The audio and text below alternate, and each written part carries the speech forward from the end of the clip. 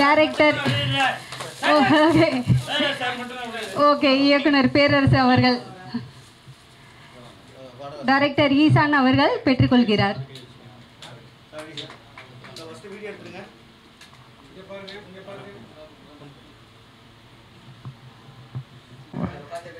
வந்திருக்கும் அனைவருக்கும் வணக்கம். இயக்குனர் திரு பேரரசு சார் அவர்களுக்கும் வணக்கம் மற்றும் நடிகர் கூல் சுரேஷ் சார் அவர்களுக்கு வணக்கம். சரி, ஓகே. அந்த 1 மினிட்ல ரெடியாக சொல்லி கூப்பிட்டுன்னு சொன்னீங்க. அதுக்குன்னு சாங்கோட பேரை கூட தெரியாமல் வேற ஏதாவது சொல்லிட்டீங்க. ஆழின்னு சொல்லிட்டு ஒரு அழகான சாங் வச்சுருக்கோங்க. நல்லா ட்ரெயின் பண்ணியிருக்காப்புல சரவணன் அவர். என்னோடய பேர் ஈஷான். நான் இதுக்கு முன்னாடி ஒரு 6 பாட்டு பண்ணியிருக்கேன். ஆல்பம் சாங்ஸ் தான் எல்லாமே. ஃபஸ்ட்டு சாங் ஐஸ்வர்யா தத்தா, அதுலேருந்து ஜிவி பிரகாஷ் சாரோட ஒரு சாங் பண்ணியிருக்கேன். ஸோ இது வந்து 6வது ஆல்பம். ஆனால் 6வது ஆல்பமில் இதான் ஃபஸ்ட்டு ப்ரெஸ் மீட்டு. சாங் ரிலீஸ்க்காக நான் வைக்கிற ஃபஸ்ட்டு ப்ரெஸ் மீட் இது. இதுக்கு முன்னாடி சேனலில் மீடியா ஒர்க் பண்ணியிருக்கேன். நான் சன் டிவியில் ஒர்க் பண்ணிருந்தேன் ஒரு 10 வருஷம் முன்னாடி. ஸோ அதுக்கப்புறம் 2-3 சேனல்ஸில் ஒர்க் பண்ணேன். மீடியாவில் ஒர்க் பண்ணிட்டு இப்போ அசிஸ்டன்ட் டைரக்டராக முடிச்சுட்டு 2-3 படங்கள் அசிஸ்டன்ட் டைரக்டராக ஒர்க் பண்ணிட்டு ஒரு படமும் ஃபீச்சர் ஃபிலிம் முடிச்சிட்டோம். அதுக்கு நடுவில் ஒரு ஆல்பம் சாங் அப்படிங்கிறதுனால தான் இது முடிச்சு இப்போ ப்ரெஸ் மீட்டில் இருக்கோம். நம்ம டைட்டில் இந்த ஆடி இந்த கான்செப்ட் இந்த சாங் பண்ணுறதுக்கான ரீசன் என்ன அப்படிங்கிறது பார்த்தீங்கன்னா, ஒரு 1.5 இயர்ஸ்க்கு முன்னாடி வரைக்கும் நிறைய ஆல்பம் சாங்ஸ் ரிலீஸ் ஆச்சு. அது எல்லாமே வந்து ஒரு மேசிவ் ஹிட்டுக்கான காரணம் என்னென்னா, அதோட டெம்போ வந்து பாட்டுனாலே வந்து என்ஜாய் பண்ணணும், டான்ஸ் ஆடணும், மரண மாசாக இருக்கணும், ரேப் பண்ணணும் அப்படிங்கிற மாதிரியான நிறைய விஷயங்கள் இருந்துச்சு. ஸோ அதுலேருந்து ஸ்டீரியோ டைப்பை பிரேக் பண்ணுற மாதிரியான ஒரு சாங் இருக்கணும், ஃபீல் குட் சாங்காக இருக்கணும் அப்படின்னு சொல்லி ஒரு பிளானிங்கில் தான் இந்த பாட்டை நான் டிசைட் பண்ணி ஃபஸ்ட்டே வந்து கான்செப்ட் கிரியேட் பண்ணது. அந்த கான்செப்டோட தாட்டுமே நீங்கள் பார்த்துருப்பீங்க. Born as human is a golden eternity. அதாவது மனிதர்களாக பிறப்பதற்கு நம்மளாம் வந்து புண்ணியம் பண்ணியிருக்கணும். ஸோ அதுதான் அதோட டேக்லைன். நம்ம என்னவா வேணால் பிறந்திருக்கலாம், மேபி ஒரு சோஃபாவோ சேராவோ என்னவா இருக்கலாம், பட் மனுஷனாக பிறந்தது அது ஒரு மிகப்பெரிய பாக்கியம். அதை கருத்தில் கொண்டு தான் இந்த வந்து பாட்டை தீம் பண்ணி ஃபுல்லாகவே வந்து ஷூட் பண்ணி எல்லாம் முடிச்சது. ஒரு 2 நாளில் ஷூட் பண்ணோம். நடித்தவருமே வந்து பிக் பாஸில் வந்து கதிரவன் அப்படின்னு சொல்லிட்டு இதில் நடித்த ஒரு பிக் பாஸ் போயிருக்காரு. ஸோ நமிதா கிருஷ்ணமூர்த்தின்றவங்க குலு குலு படத்தில் சந்தானம் சாரோட படத்தில் வந்து ஒரு கேரக்டர் பண்ணியிருப்பாங்க. நிறைய சின்னலாம் பண்ணியிருக்காங்க. இன்றைக்கி வந்து அவங்க 2 பேரும் வரல. இன்றைக்குன்னு இல்லை, இந்த சாங் ரிலீஸ் பண்ணதுலேருந்து ஒரு சில விஷயங்கள் இருக்குது. அதை நம்ம அடுத்தடுத்து பேசுவோம். அது என்ன அப்படிங்கிறது உங்கள் எல்லோரும் முன்னாடி நானும் டீட்டெயிலாக சொல்கிறேன். என்ன விஷயமா நம்ம ப்ரெஸ் மீட் வச்சுருக்கோம், லைக் சாங் லான்ச்சோட ப்ரெஸ் மீட் ஏன் வச்சுருக்கோம் அப்படிங்கிறத நான் சொல்கிறேன். இப்போ உங்களுக்கு அடுத்தடுத்து சொல்கிறேன். தேங்க்யூ. மனோஜ்ராஜ். நான் ஆழி பாடலாசிரியர். இது வந்து என்னோடய 4வது பாடல். முதல் பாடலாக ப்ரெஸ் மீட்டோட அஃபிஷியல் லான்ச்சோட கொஞ்சம் பெரிய லான்ச்சை பெரிய அறிமுகமாக எனக்கு கிடச்சிருக்கு. உங்கள் எல்லோரையும் இந்த சந்தர்ப்பத்தில் பார்க்குறதுக்கும் ரொம்ப சந்தோஷமாக இருக்குது. இயக்குனர் பேரரசு ஐயா அவர்களுக்கும் கூல் சுரேஷ் நடிகர் அவர்களுக்கும் இங்கே அவங்களோட நேரத்தை ஒதுக்கி இங்கே வந்ததுக்கு மிக்க மிக்க மகிழ்ச்சி, மிக்க நன்றியும் தெரிவித்துக் கொள்கிறேன். இந்த ஆழி பாடல் வந்து எனக்கு ஒரு சின்ன இன்ட்ரெஸ்டிங்கான ஃபேக்ட் இருக்குது. 2019 நான் டைரக்டர் ஈஷானுக்கு வந்து ஃபேஸ்புக்கில் மெசேஜ் அனுப்பிச்சிட்ருப்பேன். நான் வந்து இந்த மாதிரி டைரக்டர்களுக்கும் மியூசிக் டைரக்டர்களுக்கும் இணை பாடலாசிரியர்களுக்கும் எல்லாருக்கும் எனக்கு சான்ஸ் இருந்தால் கொடுங்க, வாய்ப்பு இருந்தால் கொடுங்க அப்படின்ட்டு கடந்த ஒரு 6-7 வருஷமாக தேடிட்டுருக்கேன். 2019 ஈஷானுக்கு மெசேஜ் பண்ணிவிட்டு 2023 அவர் எனக்கு ரிப்ளை பண்ணுறாரு, இந்த மாதிரி ஒரு பாடல் இருக்குது எழுதலாம் அப்படின்ட்டு. நான் கேட்குறேன், ஏன் இத்தனை வருஷமாக எனக்கு கூப்பிடலன்னு. அப்போ தான் சொல்கிறாரு, 2019 உங்களை ஃபாலோ பண்ணிகிட்ருக்கேன். யார் வாய்ப்பை விடாமல் தொடர்ந்து முயற்சி பண்ணி கேட்டுட்ருக்காங்களோ, பேருக்கு பொழுதுபோக்கு கேட்காம அவங்களுக்கு இந்த வாய்ப்பை கொடுக்கணும்னு ஆசைப்பட்டேன், அதனால் உங்களுக்கு கொடுத்தேன் அப்படின்னு சொல்லி ரெக்கார்டிங் ஸ்டூடியோவில் கூப்பிட்டு ஆரியன் பிரதர் அவர்கள், ஈஷான், நான் 3 பேரும் சேர்ந்து ஒரு 40 நிமிஷத்தில் எழுதி முடித்த பாட்டு தான் அது. ஃபஸ்ட்டு முடிவு பண்ணதே ஆங்கில கலப்பு இல்லாமல் இந்த ட்ரெண்டிங்காக இந்த இப்போ இருக்கிற ஜென்சி கிட்ஸ் மாதிரி வைபாக அந்த மாதிரிலாம் இல்லாமல் தமிழில் எழுதணுங்கிறத முடிவு பண்ணோம். 3 பேருக்கும் அந்த ஆழிங்கிற வார்த்தை வந்து ரொம்ப பிடிச்சி போய் ஆழியில் ஆரம்பிக்கணும். எல்லா வரிகளும் எல்லா அர்த்தங்களும் தமிழில் எல்லாருக்கும் எளிமையாகவும் புரியணும், தமிழ்லேயும் இருக்கணுங்கிற மாதிரி முடிவு பண்ணி இந்த பாடலை எழுதி முடித்தோம். இது என்னோடய பாடலாசிரியராக என்னை நானே அங்கீகரிச்சுக்கிற முதல் மேடையாக நான் நினைக்கிறேன். முதல்ல என் பையனுக்கு முன்னாடி, என் மனைவிக்கு முன்னாடி, என் குடும்பத்துக்கு முன்னாடி இது வந்து என்னோடய முதல் மேடை. ஸோ ரொம்ப மகிழ்ச்சி. எனக்கு வாய்ப்பு கொடுத்த ஈஷானுக்கும் ப்ரொடியூசர் வசந்த் ராமசாமி அவர்களுக்கும், ஜெயின் மியூசிக் மற்றும் இங்கே வந்திருக்கும் ப்ரெஸ் எல்லாருக்கும் மனமார்ந்த நன்றியை தெரிவித்துக் கொள்கிறேன். நன்றி, வணக்கம். எப்போவுமே ஒரு 5-6 பேர் ஒரு 10 பேர் பேசினதுக்கப்புறம் தான் என்ன பேச சொல்லுவாங்க. திடீர்னு பேச சொன்னோன்னா எனக்கு என்ன பேசுகிறதுன்னு தெரில. ஏன்னா பொதுவாகவே நான் நிறைய இடத்துல பேசி எனக்கு அவ்வளோவா பழக்கம் இல்லை. அதனால் நீங்களே ஒரு தடவை கை தட்டிடுங்க. இந்த சார் ஏதோ ஒரு கவுண்டர் போட்டிங்க, ஸ்டக் ஆகி போச்சு சார்.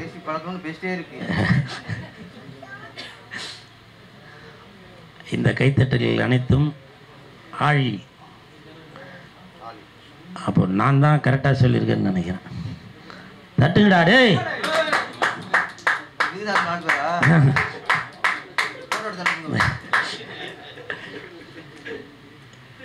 இந்த ஆழி, ஆழியிலே கண்டெடுத்த அற்புத ஆணிமுத்தே, துளியிலே ஆட வந்த வானத்து மின் விளக்கே. நீங்கள் தானே டைரக்டர்? சூப்பர், வாழ்த்து. ஈசன் ஈசன் ஈசன் அங்கே ஈசா கோயம்புத்தூரில் ஃபேமஸ்ஸு இல்லையா? இங்கே நம்ம ஆழியில் இயக்குனராக ஃபேமஸாக இருப்பவர் தான் ஈசன். அவர்களுக்கு என் மனமார்ந்த வாழ்த்துக்கள்.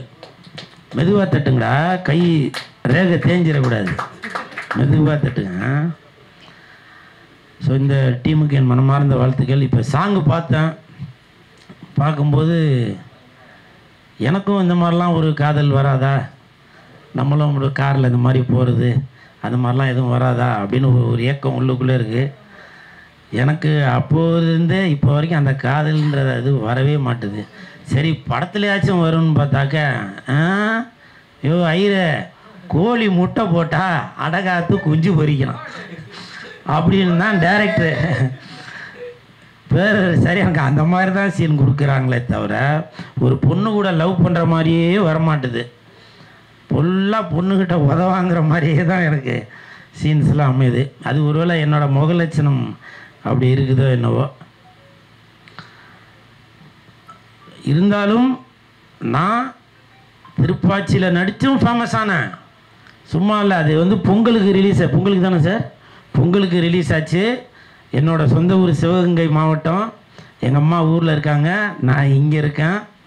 எங்கள் அம்மா அங்கேருந்து ஃபோன் பண்ணி சொல்கிறாங்க, ஏண்டா ஏதோ இப்போ இன்றைக்கி ஏதோ படம் நடிச்சிருக்காம ஏதோ கோழிப்புடின்றாங்களாம அப்படின்னு. இன்னும் எனக்கு ஞாபகம் இருக்குது சார்.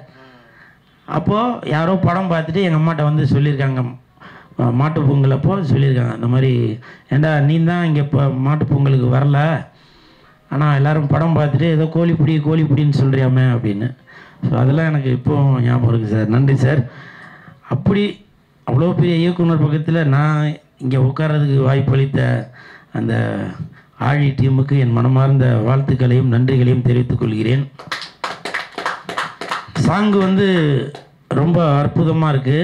ஏன்னா இப்போ வர சாங்லாம் அப்படி கேட்கும்போதே டக்குன்னு மாற்றிடுவாங்க. ஆனால் இங்கே இவ்வளோ பேர் பார்த்துருந்தாலும் இப்போ உள்ள குழந்தைகள் என்ன பண்ணுறாங்கன்னா கையில் டிவி ஓடினாலும் செல்ஃபோனே தான் பார்த்துட்டு இருப்பாங்க. ஆனால் இங்கே ஒரு குழந்தை வந்திருக்கு, அந்த குழந்தை பேர் என்னன்னு தெரியல. பேர் நான் தம்பி யாழன். அந்த யாழன் என்ன பண்ணார்னா கையில் செல்ஃபோன் இருக்குது, இருந்தாலும் அப்படியே டிவியே பார்த்துன்னு இருக்காரு. அவன் அந்த பொண்ணை பார்த்துட்டு இருக்கானா இல்லை அந்த டைரக்டரை இப்படிலாம் டைரக்ஷன் பண்ணியிருக்காரு அப்படின்னு பார்த்துட்டு இருக்கானா என்னப்பா? அந்த பொண்ணு தான் பார்த்துட்டு இருந்தியா? பார்த்தியா sir, song hit sir, success sir. பாருங்கள் இப்போ தெரிஞ்சு போச்சு, அது பொண்ணு தானே பார்த்துட்டு இருந்தா. ஓஹோ அர்ஜுனா அர்ஜுனா அம்பு விடும் அர்ஜுனா. இந்த என்னவோ சொல்கிறான் தம்பி நீ அதான் என்னை திட்டுறேன் நினைக்க. திட்டுறீங்களாப்பா? சரி. அப்புறம் பாடலாசிரியர் சார், உங்கள் பேர்? மனோஜ் அவர்களுக்கும் என் மனமார்ந்த வாழ்த்துக்கள். ஏன்னா இப்போ வர சாங்லாம் அந்த லிரிக் வந்து சரியாக புரியாது, ஆனால் இவர் நல்லா புரிகிற மாதிரி போட்டிருக்காரு. ஆனால் எண்டில் வந்து ஏதோ ஹியூமன் அப்படி எப்படின்னு போட்டு என்னவோ வந்துச்சு, இங்கிலீஷில் போட்டுருந்துச்சு, எனக்கு தெரியல. அது என்னவோ சொன்னீங்க, நானும் மறந்துட்டேன். மனிதனாக பிறப்பது நமக்கு கிடைத்த பாக்கியம். அப்புறம் அவ்வளோதான். பாருங்கள், மனிதனாக கிடைப்பதே நமக்கு கிடைத்த பாக்கியம் அப்படின்ற ஒரு வரியை போட்டிருக்காங்க. இயக்குனராக கிடைப்பது நமக்கு பேரரசார் கிடைத்தது பாக்கியம். சேனலில் என்னடா சேனலில் வர்றா டைரக்டர் சார் டைரக்டர் சார் அந்த டைரக்ஷன் பண்ணும்போது கூட சொல்லுவார், எப்பா அந்த இடத்துல நல்லா கிளாப்ஸ் வரட்டும், சாங்கில் இந்த இடத்துல நல்லா ஆடுங்க, ஃபைட்டு எப்பா ஃபைட்டர் நீ நல்லா அப்படி விழுப்பா அப்படின்னு சொல்லுவேன். இந்த இடத்துல கூட நீங்கள் உங்களோட பர்ஃபார்மன்ஸ் கரெக்டாக இருக்கணும் அப்படின்ற கரெக்டாக இதுதான் இயக்குனர். மற்றவங்களா இருந்தாக்கா என்ன கூல் சுரேஷுக்கு கைத்தட்டல் வச்சு அவனை பில்டப் பண்ணி பார்க்கணுமா அப்படின்னு அந்த ஒரு ஈகோ எதுவும் பார்க்காம நல்லா கைத்தட்டல் கொடுத்து இந்த நிகழ்ச்சியை ஹிட் பண்ணணும் அப்படின்னு நினைக்கிறீங்களா? நன்றி நன்றி சார். அப்படிங்களா? நன்றி சார். 200 பேர் இருப்பாங்கல்ல, அதில் தெரியாது, இன்னைக்கு மாட்டிக்கிட்டாங்க. நான் பார்த்தேன் என்ன கும்பலில் ஸ்கூல் சீருக்கு மட்டும் அந்த கிளாப்ஸ் கிடைக்குது, அது 4 பேர் தொடர்ந்து அடிச்சுக்கிறாங்க. அந்த 4 பேர் யார்? அந்த 4 பேருக்கு நன்றிம்பாங்கள தேடிட்டே இருந்தேன். வாங்கலாம் மாட்டிக்கிட்டியே. மாட்டிக்கினாரு ஒருத்தர், காப்பாற்றணும் கர்த்தர். ஸோ இந்த நிகழ்ச்சியில் கலந்துக்கிட்டதில் ரொம்ப சந்தோஷம். அனைவருக்கும் வணக்கம். ஆலி பாடல் வெளியீட்டு விழா அந்த அழைப்பதில் பார்த்தேன். ஆலி ஆல்பம் வெளியீட்டுக்கு கூல் சுரேஷ் வராருன்னு இருந்துச்சு. அதில்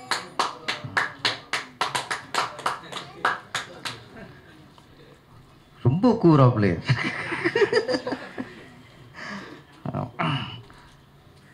அவர் ஒரு டிஃப்ரெண்ட்டான ஆள் கூல் சுரேஷ். இப்போ ஒரு காவல்துறை சம்மந்தமாக படம் வச்சுங்களேன், போலீஸ் வந்து உட்காந்துருவார். ஒரு மிலிட்ரி சம்மந்தம் பட்டம் பார்த்தீங்கன்னா ஒரு மிலிட்ரி மேனாக வந்து உட்காந்துருவார். ஒரு வீரப்பன் சம்மந்தப்பட்ட ஒரு ஃபங்க்ஷன், வீரப்பனாக வந்து உட்காந்துட்டார். அப்புறம் கன்னி அப்படின்னு ஒரு படம் ஆடியோ ரிலீஸ், அப்படியே சன்மிகு மாதிரி கமலாசனம் அவ்வளோ கட்டப் செட் ஆகலை, லேடிஸாக வந்து உட்காந்துட்டார். நான் நினச்சிட்டேன் இப்போ ஆலின்னு ஒரு படம், ஒரு பாடல் வெளியிட்டுல ஆலினா கடல், இது எப்படி வரப்போகிறாரு? ஒரு கடல் கன்னியாக வரப்போகிறாரா?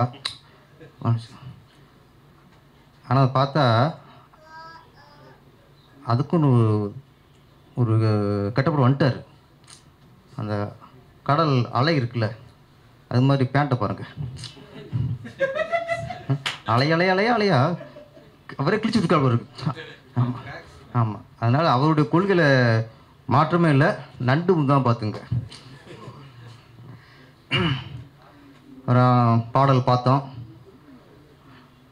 இயக்குனர் ஈசான், ஈசன் சொல்லலாம், ஈசானிய மூளையும் அதுவும் ஈசன் தான் வரும். ஆமாம், வீட்டுக்கு முக்கியமானது ஈசானிய மூளை தான். அது கரெக்டாக இருக்கணும் எப்பவுமே. அங்கேருந்து டாய்லெட் இருக்கக்கூடாது, கிணறு இருக்கக்கூடாது, சில வாஸ்துப்படி அந்த மாதிரி. இந்த ஈசானிய மூளை தான். இந்த ஆலி பாடலுக்கு இவர் தான் முக்கியம். சொன்ன பாடல் மனோஜ், ஆமாம், நல்ல ஒரு அந்நியமான வார்த்தைகள், ஒரு காதல் ததும்பிய வார்த்தையெல்லாம் நல்லா நிரப்பியிருந்தார். அதில் சாங் பார்க்கும்போது ஆக்சுவலி ஒரு பெண்ணை காதலிக்கிறதுங்கிறது எல்லாருக்கும் வர விஷயந்தான். ஆனால் பொண்டாடி காதலிக்கிறது தான் அபூர்வம், சரிதானே? இதில் பொண்டாட்டியை காதலிச்சிருக்கார் ஹீரோ. ஆமாம்,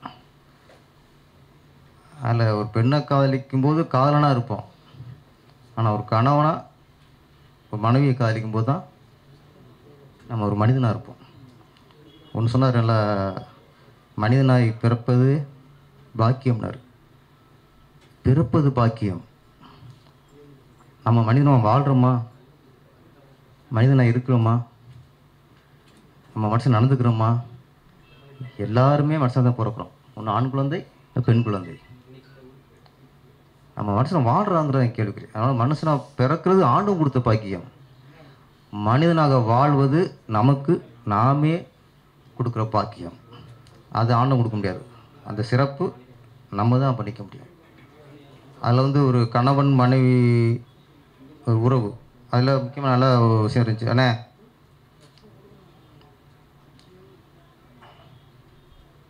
செட் ஆயிடுச்சா? ஓகே.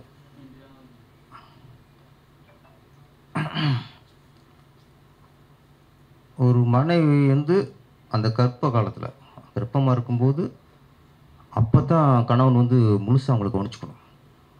மற்ற நேரமாக அவங்க அதை எதிர்பார்க்க மாட்டாங்க, அவங்க தான் நம்மளை கவனிச்சுக்குவாங்க.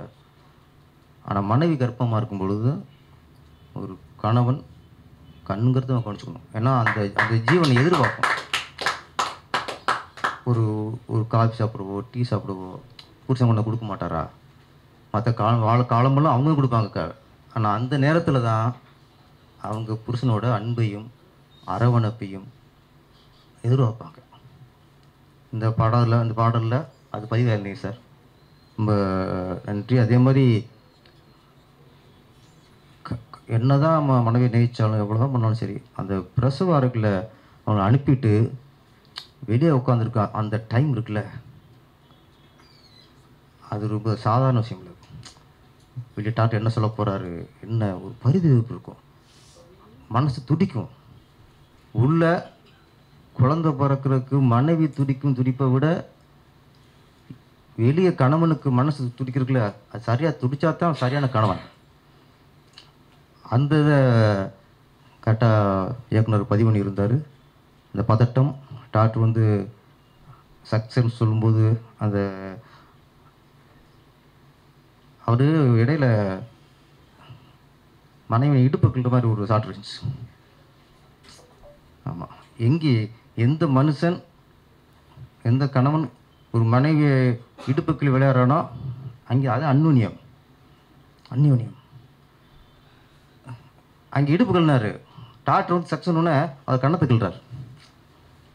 சந்தோஷத்தின் வெளிப்பாடு. அதில் எல்லா வயலுமே இந்த சாங் இன்னொன்று சொன்னார், இது வந்து அதிரடி சாங்கா, ஒரு கமர்ஷியலாக கலரப்பா அப்படிலாம் இருக்கக்கூடாது, ரொம்ப மென்மையாக இருக்கணும் அப்படின்னு சொன்னார். அது சுருக்கமாக சொல்லியிருக்கலாம், பேரசங்கமாக இருக்கக்கூடாது, ரொம்ப சாஃப்டாக இருக்குன்னு சொல்லியிருக்கலாம். ஏன்னா நம்மளாம் ஃபுல்லாக அதிரடி தான். ஆனால் நீங்கள் நினச்சது இருந்துச்சு. ஏன்னா இங்கே ப்ளே பண்ணும்போது கொஞ்சம் சவுண்டு கிளாரிட்டி கொஞ்சம் இல்லாமல் இருந்துச்சு, ஏதோ மிஸ்டேக். ஓகே அண்ணே, ஓகே நீங்கள் சொன்னால் ஓகே தான். ஹலோ, இந்த ஆலி கடலளவு வெற்றி அடையணும், பெருங்கடலளவு உங்களுக்கு புகழ் வரணும், அதனுடைய வாழ்த்துக்கள். தயாரிப்பாளருக்கு வசந்த் ராமசாமி அவர்களுக்கும் என்னுடைய வாழ்த்துக்கள். நான் முதலீடு பண்ணவங்களை ஃபஸ்ட்டு நம்ம வாழ்த்திடணும், ஃபஸ்ட்டு அவங்கள மதிக்கணும். அதெல்லாம் அந்தளவுக்கு அவங்க வாழ்த்திருங்க. இசையமைப்பாளர் ஆரியன், எஸ்எஸ்ஆர் ஆரியன், அவர் வந்து எஸ்எஸ் நடிகர், புரட்சி நடிகர் எஸ்எஸ் ராஜேந்திரன் அவர்களோட பேரன். இங்கே சினிமாவில் இப்போ என்னென்னா நடிகரோட பையனும் நடிகர் ஆகணும், மியூசிக் பையனும் நடிகரை தான் போவாங்க, ஃபைட் மாஸ்டர் பையனும் நடிகரை தான் அறிமுகப்படுத்துவாங்க, டான்ஸ் மாஸ்டர் பையனையும் நடிகரை தான் அறிமுகப்படுத்துவாங்க. இங்கே எந்த டிக்கெட்ஸும் சரி, தான் பையனை மட்டும் எல்லாருமே நடிகராகவும் ஹீரோவும் அறிமுகப்படுத்துறதுல தான் இங்கே நிறையா ஆர்வம். ஏன்னா நடிகருக்குங்கிற ஒரு அந்த மாஸ், அந்த பவர், அந்த புகழ் வேறங்கிறது அவங்க கணிப்பு. இதில் பரவாயில்ல, எஸ்எஸ் ராஜேந்திரனோட பேரை வந்து நடிகருங்கிற வராமல் அவருக்கு என்ன உண்மையிலே என்ன டேலண்ட் இருக்கோ அது வெளிப்படுத்திருக்காரு. இல்லை மியூசிக் ஆகிருக்கார், அதில் பாராட்டணும். அந்த நடிகர் மோகத்திலிருந்து விடுபட்டு அவர் மியூசிக் டேரக்டராக மாறி இருக்கார். அதே மாதிரி விஜய் சார், தளபதி விஜய் சாரோட பையன், அவர் இன்றைக்கி ஹீரோவானா பெரிய வரவேற்பு இருக்குது, பெரிய பிஸ்னஸ் இருக்குது. அவரை ஹீரோவை அறிமுகப்படுத்துறதுக்கு பெரிய பெரிய இயக்குநர்கள், பெரிய பெரிய பேனர்லாம் காத்திருக்கோம். ஆனால் அவருக்குள்ள ஒரு லட்சியம், நடிகருங்கிற முகம் அவருக்கு வரல. இப்போ எஸ்ஏசி சார் வந்து இயக்குனர் பையன்தான் விஜய் சார். ஆனால் அவருக்கு டேரக்ஷன் பண்ணுங்கிற தாட்டும் இல்லை. நடிகர் அங்கேருந்து தாட் வந்துச்சு. நான் நடிகரோட பையன், அவருக்கு வந்து இயக்குனர் ஆகணும்ட்டு அஜயா சஞ்சய் அவர்கள் வந்து இயக்குனர் ஆகிட்டார். அதே மாதிரி எஸ்எஸ்ஆர் பேரை வந்து மியூசிக் ஆகிருக்காரு. இது ஒரு வரக்கூடிய விஷயம். நடிகர் பையன் நடிகரை தான் வரணும், டைரக்டர் பையன் டைரக்டர் தான் ஆகணும். அப்போ இது குல தொழில் இல்லை. நமக்குள்ளே என்ன திறமை இருக்கோ. ஓகே, அவர் நடிக்கிறார் போல இருக்குது. இதில் வந்து மியூசிக் பண்ணியிருக்காரு. சன் டிவியில் ஒரு சீரியலில் பண்ணுறாராம். அவருடைய வாழ்த்துக்கள். கதாநாயகன் நல்லா பண்ணியிருக்காரு. கதிரவன் நல்லா ஃபேஸ், நல்லா ஒரு ஹீரோவுக்குள்ளே அந்த எல்லா அம்சமும் அவர் ஃபேஸில் இருக்குது. அதே மாதிரி நாயகி நடித்த நமிதா கிருஷ்ணமூர்த்தி அவங்க நல்லா பண்ணியிருக்காங்க. அந்யோன்யம் வந்து நல்லா தெரியுது. இல்லை எப்போவுமே சில படங்களில் நெருக்கமாக நாங்கள் நடிக்க வைப்போம், ஆனால் ஆடியன்ஸ் பார்க்கும்போது அந்த அந்யோன்யம் அவங்களுக்கு அவங்க உணர மாட்டாங்க. சில ஆர்டிஸ்ட் தான் பார்க்கும்போது நமக்கு அந்யோன்யம் அதில் தெரியும். ஆனால் 2 பேரும் அந்யோன்யம் தெரியுது. அது நீங்கள் வேலை வாங்கியிருக்கீங்களா இல்லை அவங்க நடிக்க திறமையாங்கிறது வேறு விஷயம். ஆனால் அந்யோன்யம் தெரியுது. இங்கே தான் தெரிஞ்சு கதாநாயகனும் இல்லை கதாநாயகியும் இல்லைன்ட்டு. எனக்கு சக்தி சரவணன் பேர் வந்து ஒரு வாரத்துக்கு முன்னாடி இந்த லிஸ்ட்டாக கேட்டார். நான் 2 முறை தவிர்த்தேன். ஏன்னா நம்மளுக்கு நிறைய இந்த பெப்சி மீட்டிங், இயக்குனர் சங்க மீட்டிங் ஒரே இதாக போயிருக்கு. எப்போ என்ன எங்கே கூப்பிடான்னு தெரியாமல் இருந்தது. நான் வேணான்னு இல்லை விட்டுருங்க சரவணன், பிஸியாக இருக்கேன். விஷயம் இல்லை, எப்போ எனக்கு எந்த ஒர்க் வரும்னு தெரியாமல் போச்சு. அப்புறம் சொன்னார், இல்லை சார் நீங்கள் கண்டிப்பாக வரணும் சார். நாப்பில் அப்போ சொன்னார், சார் கதாநாயகனும் வரல கதாநாயகியும் வரல சார், நீங்களும் சப்போர்ட் பண்ணுங்க சார். அப்படின்னா எனக்கு அப்போயே ஒரு ஃபீல் ஆச்சு, என்னடா ஒரு ஆல்பம் அதில் ஒரு கதாநாயகன் கதை நடித்தவங்க ஏன் வர மாட்டேங்கிறாங்க அப்படி ஒரு சின்ன ஒரு வருத்தம் இருந்தது. சரி இந்த மணி நேரத்தில் நம்ம போகணும் அப்படி தான் ஆக்சுவலாக 10ஆம் தேதி சொன்னேன். நான் சொன்ன மாதிரி 10ஆம் தேதி சொன்னால் திரும்பி வேறு வேலையில் வந்துடுச்சு.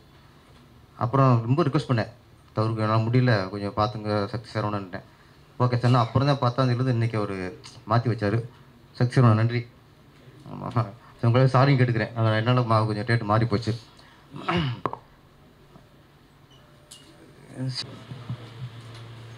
ஆலி ஆல்பத்தின் இசையமைப்பாளர் எஸ்எஸ்ஆர் ஆரியன் அவர்கள் இப்பொழுது உங்களிடம் உரையாற்றுவார். அனைவருக்கும் வணக்கம். ஃபர்ஸ்ட் ஆஃப் ஆல் ரொம்ப ரொம்ப சாரி இவ்வளோ லேட்டாக வந்ததுக்கு. நான் கரெக்டாக இன்னொரு ஷூட்டில் மாட்டிக்கிட்டேன். பட் இருந்தாலும் ஈஷான் இப்போ சொல்லிட்டாரு, நிறையா கன்ஃபியூஷன்ஸ், நிறைய டேட் சேஞ்சஸ்க்கு அப்புறம் இன்றைக்கி கரெக்டாக ஃபிக்ஸ் ஆகிருக்கு. கண்டிப்பாக எப்படியாவது ட்ரை பண்ணி வந்துருங்கன்னு சொல்லிட்டு, ஸோ என்னோடய ஒய்ஃப் அவங்களையும் ரெடியாக இருக்க சொல்லிட்டு, அவங்க தான் இந்த சாங்கில் வந்து ஃபீமேல் வாய்ஸ் பாடியிருக்காங்க. ஸோ அவங்களையும் வீட்டில் போய் கூட்டிகிட்டு ஸோ வரணும்னு சொல்லிட்டு நான் வந்துட்டேன். All the very best to the team. இந்த சாங் ரொம்ப நாள் ட்ரீம் எங்களுக்கு. ஸோ இந்த சாங் எப்படின்னா, ஃபார்ம் ஆகும்போது நாங்கள் 2 பேரும் கோவர்க்கர்ஸாக தான் இருந்தோம், ஃப்ரெண்ட்ஸாக தான் இருந்தோம். ஸோ இந்த சாங்கில் வர சீக்வன்சஸ் மாதிரி எங்களுக்குள்ளே லவ் டெவலப் ஆகி எங்களுக்குள்ளே வந்து அந்த மியூசிக் வீடியோவில் வர மாதிரி இப்போ ஒரு குட்டி குழந்தையும் இருக்குது. ஸோ இந்த டைமில் இந்த சாங் ரிலீஸ் ஆகணும்னு இருந்திருக்கு. It's very very special to us. And thank you giant music and thank you Ishaan bro for trusting me and இந்த ப்ராஜெக்ட் எனக்கு கொடுத்ததுக்கு தேங்க்யூ. எல்லாருக்கும் வணக்கம். ஆக்சுவலி மியூசிக் வீடியோனா எனக்கு இதுதான் ஃபஸ்ட்டு நான் பாடினது.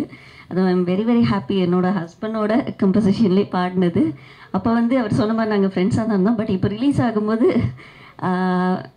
என்னோடய ஹஸ்பண்டோட மியூசிக்கில் பாடினது ரொம்ப ரொம்ப சந்தோஷமாக இருக்குது. And thank you so much Ishaan bro இந்த வாய்ப்புக்கு. Thanks a lot. இங்கே வந்திருக்கும் திரு ராஜன் சார் அவர்களுக்கு மனமார்ந்த நன்றிகளை தெரிவித்துக் கொள்கிறேன். இந்த ஆழி பாடல் வெளியீட்டு விழாக்கு அவரோட நேரத்தை ஒதுக்கிட்டு இங்கே வந்திருக்காங்க. ஸோ அதுக்காக ரொம்ப நன்றிகள். ரொம்ப நன்றி சார், தேங்க்யூ ஸோ மச். நீங்கள் வந்ததுக்கு ரொம்ப சந்தோஷம் எங்களுக்கு. ஓரிரு வார்த்தைகள் இப்போ சார் பேசுவாங்க ஆழி பாடலை பற்றி.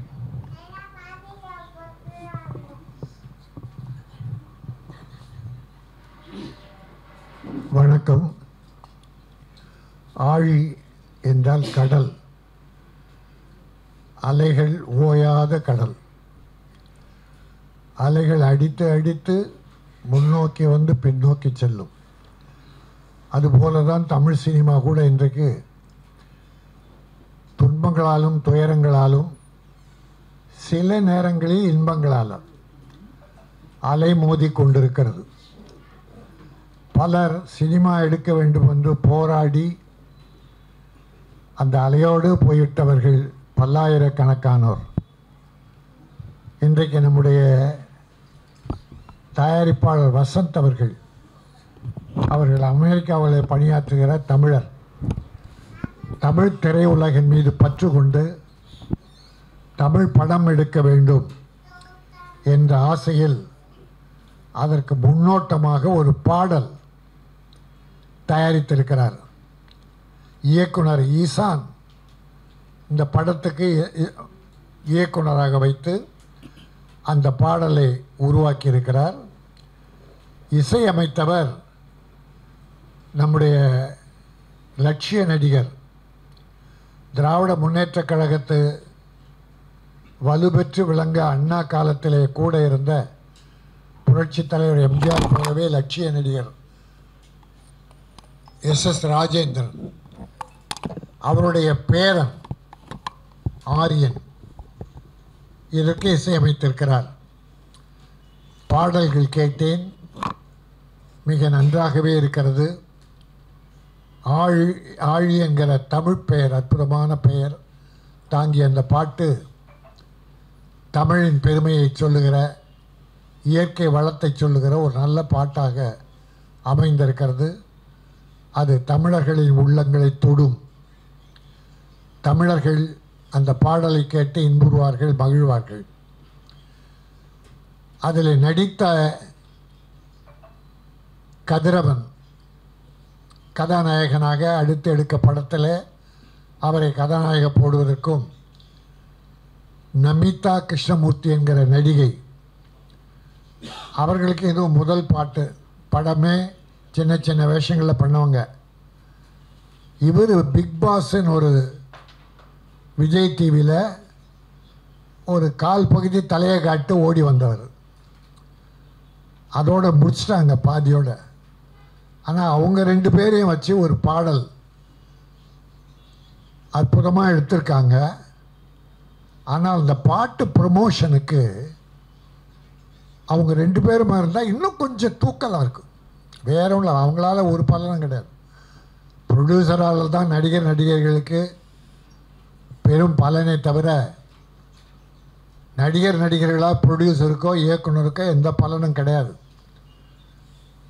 ஆனால் இந்த இயக்குனர் ஈசான் கொஞ்சம் கஷ்டப்பட்டு நல்ல மாதிரி அந்த படம் எடுத்து அதை ப்ரொமோஷனை கூப்பிட்டா வர்றதில்லை. ப்ரொமோஷன் வர்றதுக்கு ரூபா கேட்குறாங்க. பாட்டில் நடிக்கிறதுக்கு ரூபா கொடுத்தாங்க, ரைட். ப்ரொமோஷன் பண்ணுறது அவங்க புகழுக்கு தான். இந்த பாட்டோட இந்த ப்ரொமோஷன் பண்ணால் அதுவும் அவங்களுக்கு ஒரு ப்ரொமோஷன். அவங்க பேர் உயர, அவங்க பேர் நாட்டு மக்கள் அறிய, அது ஒரு பேர் உதவி. ஆனால் பாட்டில் நடிப்பதற்கும் பணத்தை வாங்கிட்டு நான் ப்ரொமோஷனுக்கு போஸ்டர் போடுறதுக்கு எனக்கு பணம் வேணும், 1 லட்சம் வேணும், 50,000 வேணும்னா பாட்டு தயாரிக்கவே 50,000 தயாரிக்கிறோம். இதில் ப்ரொமோஷனுக்கு வேறு 50,000 கேட்டால் இப்படிப்பட்ட கேவலமானவர்கள் தமிழத்துக்கு தமிழ் படங்களை நடிக்க வந்துட்டா தமிழ் கதி என்ன? இவரெல்லாம் நடிகராக்கினா தமிழ் சினிமாவின் கதி என்ன? ஒரு பாட்டில் நடிக்கும் போதே இவ்வளோ ஆணவம், அகந்த, திமிரு, ப்ரொடியூசரை வதைப்படுத்துறது, அவமானப்படுத்துறது, டைரக்டரை மதிக்கிறது இல்லைன்னா ஒரு படம் முழு படம் எடுத்து அது வெற்றி பெற்றால் இவங்களால் தமிழ் சினிமா எவ்வளோ வேதனைப்படும், எவ்வளோ நஷ்டமடையும். கார்ப்பரேட் கம்பெனிகள் எத்தனையோ வந்தது. அவங்க தான் இந்த கோடான கோடி பணங்களை உயர்த்தினது, சம்பளத்தை உயர்த்தினது. பட் அதில் பல கம்பெனிகள் இப்போ படம் எடுக்கிறது இல்லை. ஆக தமிழ் சினிமா அவ்வளோ வேதனையில் இருக்குது. அதனால் அடுத்து படம் எடுக்கிற நம்முடைய டைரக்டர் ஈசானும் தயாரிப்பாளர் வசந்த் அவர்களும் நல்லா யோசித்து சிந்தித்து திட்டமிட்டு நல்லவர்களை கூட்டமைப்பு செய்து படங்களை எடுத்து வெற்றி பெற வேண்டும் என வாழ்த்தி என்னை அழைத்த நம்முடைய அருமை தம்பி PRO சக்தி சரவணனுக்கும், டைரக்டர் ஈசான், தயாரிப்பாளர் வசந்த், நம்முடைய இசையமைப்பாளர் நல்லா பண்ணியிருக்காரு ஆரியன் தான் SS ராஜேந்திரனுடைய பேரன், அவர் நல்லா பண்ணியிருக்காரு. பாடலாசிரியர் நல்ல வரிகளை தந்திருக்கார். அவர் எல்லாருக்கும் என்னுடைய வாழ்த்துக்களை தெரிவித்து, தலைகணமில்லாத தமிழ் சினிமாவில் வளர வேண்டும், மற்றவர்களை வளர வைக்க வேண்டும், நாமும் வாழ்ந்து பிறரை வாழ வைக்க வேண்டும். அனைவரும் வாழ்க. நன்றி, வணக்கம்.